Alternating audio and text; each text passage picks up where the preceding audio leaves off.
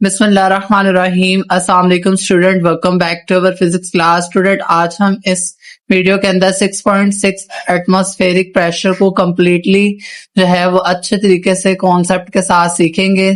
और अगर चैनल पे नए हैं तो चैनल को सब्सक्राइब कर लें, बेल आइकन पे क्लिक कर लें ताकि आने वाली तमाम एजुकेशनल वीडियोस का नोटिफिकेशन सबसे पहले आप तक पहुंच सके। तो चलें टॉपिक को स्टार्ट करते हैं। अच्छा स्टूडेंट, हमारे पास एटमॉस्फेरिक प्रेशर, सबसे पहले आपको समझना होगा कि हमारे पास एटमॉस्फेयर क्या होता है। पहले आपने यहाँ पर डिफाइन लिख लेना है एटमॉस्फेयर, और यहां से लेकर यहां तक आपने इसका आंसर लगा लेना है। स्टूडेंट देखें, अर्थ के अराउंड जो एयर की लेयर है ना उसे हम एटमॉस्फेरिक कहते हैं या एटमॉस्फेयर कहते हैं। मतलब ये जो हमारे पास जमीन है ना, अब ये पूरी जमीन है तो जमीन के अराउंड जितनी भी एयर है ना उसकी एक लेयर, पूरी एक लेयर है जमीन के अराउंड, उस पूरी लेयर को हम क्या कहते हैं? हम कहते हैं कि हमारे पास एटमॉस्फेयर है। ठीक है, एयर में ना डिफरेंट गैसेस के मॉलिक्यूल्स होते हैं। ये मॉलिक्यूल्स कंटिन्यूअसली मूव करते रहते हैं और दूसरी चीजों से कोलाइड भी करते हैं। जब एयर के मॉलिक्यूल्स किसी सरफेस से टकराते हैं ना तो वो उस पर लगाते हैं फोर्स। ठीक हो गया। तो अगर यहां से भी देखें आप तो लिखा हुआ the earth is surrounded by a layer of air which we call atmosphere. ठीक है, अर्थ के अराउंड जो एयर की लेयर है उसे हम क्या कहते हैं? एटमॉस्फेयर कहते हैं। We know that air is a mixture of gases. हम जानते हैं जो हमारे पास एयर है वो डिफरेंट गैसेस के मॉलिक्यूल्स से मिलकर बनती है। There molecules are always in random motion, और उनके जो मॉलिक्यूल्स हैं वो हमेशा मोशन में होते हैं। ठीक है, thus they exert a force on the object, और ये they collide with one another and with all the objects coming in their way। तो अब क्या होता है कि ये जो है ना मॉलिक्यूल्स जाके दूसरे मॉलिक्यूल से टकराते हैं, दूसरे सरफेस से दूसरे ऑब्जेक्ट से जाके टकराते हैं। ठीक है, thus they exert a force on the object। जब ये फोर्स लगाते हैं किसी भी ऑब्जेक्ट्स पर, this force per unit area is atmospheric pressure. तो उस प्रेशर को हम एटमॉस्फेरिक प्रेशर कहते हैं। मतलब जब हवा के मॉलिक्यूल्स किसी ऑब्जेक्ट पर फोर्स लगाते हैं ना तो उस फोर्स को हम क्या कहते हैं? उस फोर्स को हम एटमॉस्फेरिक प्रेशर कहते हैं। ठीक है, since the molecules of air have random motion, जो हमारे पास एयर के मॉलिक्यूल्स होते हैं ना उनकी रैंडम मोशन होती है। ठीक है, बिखरे हुए होते हैं, किसी भी डायरेक्शन में मूव कर जाते हैं। देयरफॉर लिहाजा atmospheric pressure act equally in all direction. इनकी रैंडम मोशन होने की वजह से जो आपके पास एयर के पार्टिकल्स है ना, एयर के जो मॉलिक्यूल्स हैं वो रैंडमली मोशन होने की वजह से वो एक्सर्ट कर रहे होते हैं, ऑल डायरेक्शन में होते हैं। ठीक है, तो यहाँ पर आपने क्वेश्चन लिखना है डिफाइन एटमॉस्फेरिक प्रेशर। बहुत इंपॉर्टेंट डेफिनेशन है ये दोनों, और पेपर के पॉइंट ऑफ। तो यहाँ पर डेफिनेशन देखें, the atmospheric exert pressure on the surface of the earth and on the everything on the earth, this pressure is called atmospheric pressure. तो सिंपल ये क्या कह रहा है यानी एटमॉस्फेयर कि एयर के किसी भी सरफेस पर किसी भी सरफेस के एरिया पर फोर्स लगाएं तो उसे हम एटमॉस्फेरिक प्रेशर कहते हैं। मैंने आपको जैसा कि बताया था कि अगर किसी भी ऑब्जेक्ट पर जब एयर के मॉलिक्यूल्स है ना वो रैंडमली मूव कर रहे हैं और वो हर चीज से जाके टकरा रहे हैं, हर सरफेस से टकराते हैं, तो जब वो सरफेस के साथ टकराते हैं तो वो मॉलिक्यूल्स क्या करते हैं? वो उस सरफेस पर फोर्स लगाते हैं। उसी फोर्स को हम एटमॉस्फेरिक प्रेशर कहते हैं। ठीक हो गया। तो होपफुली आपको ये वाला पेज तो क्लियर हो गया होगा। नेक्स्ट अब चलते हैं नेक्स्ट पेज की तरफ। नेक्स्ट यहाँ पर आप क्वेश्चन लिख लें, what is the value of atmospheric pressure at sea level. ठीक है, कि आपके पास एटमॉस्फेरिक प्रेशर की वैल्यू कितनी होती है। सिंपल ये आपने क्वेश्चन लिखना है यहाँ पर, और इसका आंसर जो आपने लगाना है वो यहाँ से लगाना है, 1 का यहाँ से लेकर यहाँ तक। अच्छा स्टूडेंट, जो सी लेवल है ना उस पर एटमॉस्फेरिक प्रेशर अप्रोक्सीमेटली 1.013 मल्टीप्लाई 10 की पावर 5 पास्कल ला होता है। ठीक है, अच्छा ये आपने ये याद करना है, सॉरी पास्कल ला बोलते पास्कल होता है। अच्छा आपने ये याद रखना है कि ये हमारे पास ये जो वैल्यू है ना ये एमसीक्यूज में भी आ सकती है। तो आपको ये वैल्यू जो है वो आई थिंक सो जो है ना रिमेम्बर होनी चाहिए ताकि ये इजीली आप एमसीक्यूज में भी आप आ जाए एमसीक्यूज तो आप उस पर कर सकते हैं। इसी को हम स्टैंडर्ड प्रेशर एटमॉस्फेरिक प्रेशर भी कहते हैं। ठीक है, यानी जो हमारे पास स्टैंडर्ड एटमॉस्फेरिक प्रेशर होता है वो बराबर होता है 1.013 मल्टीप्लाई 10 की पावर 5 के बराबर होता है। ठीक है, तो इतना ज्यादा प्रेशर होने के बावजूद हमें फील क्यों नहीं होता? मतलब हमें इतना प्रेशर अगर लग रहा है तो हमें फील क्यों नहीं होता। तो यहाँ पर आपने एक क्वेश्चन लिखना है, बहुत इंपॉर्टेंट है, ये आ सकता है पेपर में। वो क्या है, why do we not feel atmospheric pressure.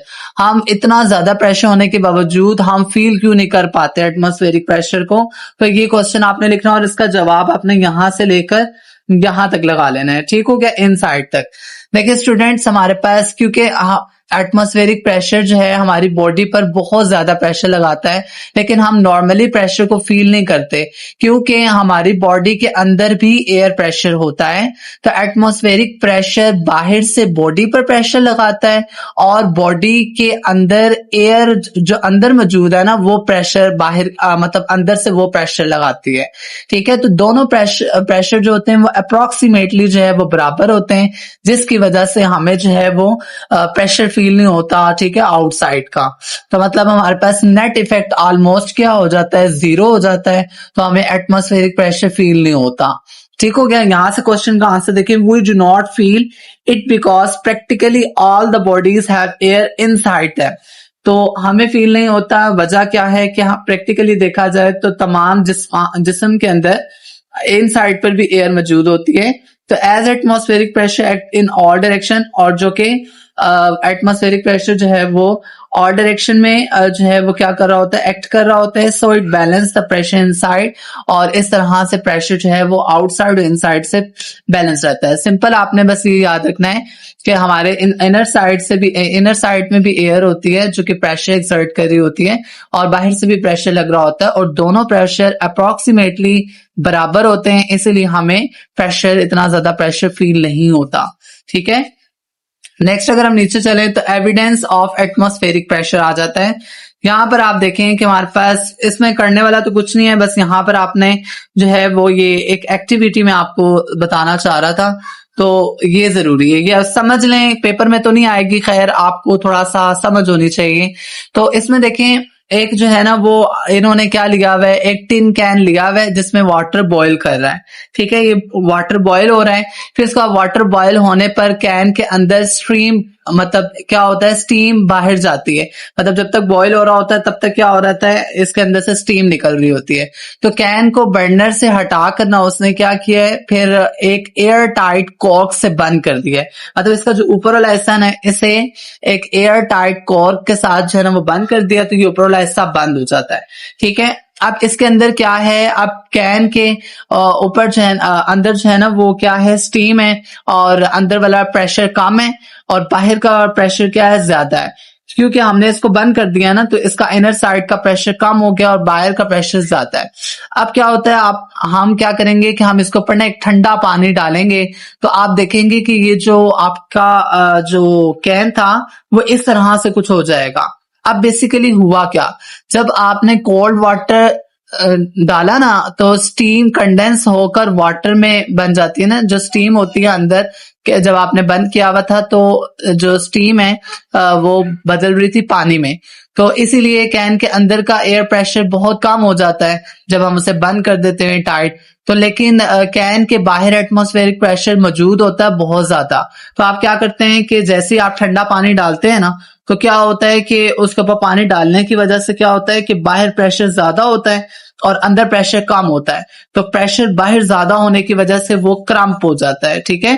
तो इस तरह से ये सिकुड़ जाता है जब हम इसके ऊपर ठंडा पानी डालते हैं, क्योंकि इनर साइड पे प्रेशर कम था, आउटसाइड पे प्रेशर ज्यादा था, तो इसलिए ये कुछ इस तरह से बन जाता है। होपफुली आपको ये एक्टिविटी समझ आ गई होगी। बस ये आपको बताना चाह रहा था कि एक्सटर्नल प्रेशर भी बहुत ज्यादा होता है। अगर इनर साइड का प्रेशर सेम हो और आउटर साइड का प्रेशर सेम हो तो बैलेंस हो जाता, अदरवाइज बैलेंस नहीं होता, प्रेशर बहुत ज्यादा लग रहा होता है हर चीज पर, ठीक है। नेक्स्ट अगर आप नीचे चलें तो आपके पास जो नीचे आ रहा है वो देखते हैं, वेरिएशन आ जाता है। तो इसके अंदर आपने पहले एक क्वेश्चन लिखना है। क्वेश्चन आपने ये लिखना है, what is the formula of liquid of depth. तो आपने उसका यहां से लेकर यहां तक आंसर लगा लेना है। हमने ये पीछे पढ़ा है ना, प्रेशर इन लिक्विड, जैसे जैसे आप डेप्थ में जाते हैं, गहराई में जाते हैं, तो प्रेशर क्या होता जाता है, इंक्रीज होता जाता है। तो उसका फॉर्मूला क्या था, P is equal to rho G H, ठीक है। तो ये आपने इसका आंसर लगा लेना है। यहाँ पर क्वेश्चन आपने दूसरा लिखना है, मोस्ट इंपॉर्टेंट, वो है कि how does atmospheric pressure are vary with height, कि एटमॉस्फेरिक प्रेशर किस तरह से वेरी करता है हाइट के साथ साथ। तो देखें हमारे पास सिंपल, देखें हमारे पास जो है हाइट, देखिए हाइट पे जैसे जैसे कोई हाइट पे जितना आप जाते जाएंगे ना तो प्रेशर जो है ना वो कम होता जाता है। हमारी जो जमीन है उसकी सरफेस पर एयर सबसे ज्यादा होती है, तो जैसे आप जो है अर्थ से ऊपर जाना शुरू होते हैं ना, तो हाइट पर जाना शुरू होते हैं तो आप एयर जो है वो कम होना शुरू हो जाती है, और सबसे डेंस जो गाढ़ी किस्म की भारी किस्म की एयर होती है ना वो हमारी अर्थ पर ही मौजूद होती है। तो जैसे जैसे हम अर्थ से दूर जाते हैं तो वो फिर कम होना शुरू हो जाती है, हाइट बढ़ती जाती है, प्रेशर कम होता जाता है। तो मतलब ये है कि जितना आप हाइट पर जाएंगे उतना प्रेशर कम होता जाएगा। अगर हम यहाँ पे आंसर देखें, कहते हैं as we go up in the air atmospheric pressure decrease, जैसे जैसे आप ऊपर जाएंगे, ऊपर की तरफ जाना शुरू हो जाते हैं तो एटमॉस्फेरिक प्रेशर क्या हो जाता है, कम होना शुरू हो जाता है। कहता है at a height of about 5 kilometre, जब आप हाइट 5 किलोमीटर पे जाते हैं तो it fall to the 55 kilo pascal, तो आप क्या हो जाता है फिर उधर जो प्रेशर होता है वो 55 किलो पास्कल हो जाता है। ठीक है, 5 किलोमीटर जब आप ऊपर जाते हैं, फिर आप हाइट ऑफ 30 किलोमीटर पे जाते हैं तो और गिर जाता है, 1 किलो पास्कल पर आ जाता है। मतलब जैसे जैसे आप ऊपर की तरफ जाते हैं वैसे वैसे एटमॉस्फेरिक प्रेशर भी क्या होना शुरू हो जाता है, कम होना शुरू हो जाता है। By the measuring the atmospheric pressure at a point in air altitude of that point can determine the lower atmospheric pressure the greater is altitude. Simple सी बात है, जितना कम प्रेशर होगा तो डेफिनेट सी बात है कि हाइट पर होंगे, और जितना प्रेशर ज्यादा होगा तो सिंपली सी बात है कि आप नीचे होंगे, जमीन के करीब होंगे। ठीक है, तो यहां से हम अंदाजा लगा सकते हैं कि एटमॉस्फेरिक प्रेशर का पता लगा सकते हैं। अगर कोई चीज हाइट पर हो और कम, और हाइट पर ना हो जमीन पर हो, तो भी हम एटमॉस्फेरिक प्रेशर को इजीली डिटरमाइन कर सकते हैं। तो होपफुली आपको ये क्लियर हो गया होगा। अगर फिर भी कोई मसला हुआ तो आप मुझसे पूछ सकते हैं। चैनल पे नए हैं तो चैनल को सब्सक्राइब कर दें, बेल आइकन पर क्लिक कर दें ताकि आने वाली तमाम एजुकेशनल वीडियोस का नोटिफिकेशन आप तक पहुंच सके, और इसी चैनल पर तमाम चैप्टर्स के आपको जो है वो लेक्चर मिल जाएंगे। और दूसरी बात ये कि अभी इंशाल्लाह ताला ये कोर्स कंप्लीट होने के बाद तमाम इंपॉर्टेंट शॉर्ट लॉन्ग इनकी वीडियोस बनाऊंगा, तो इंशाल्लाह ताला वो भी आप लाजमी देखिएगा, इंशाल्लाह आपको बहुत फायदा होगा। Thank you so much, Allah Hafiz.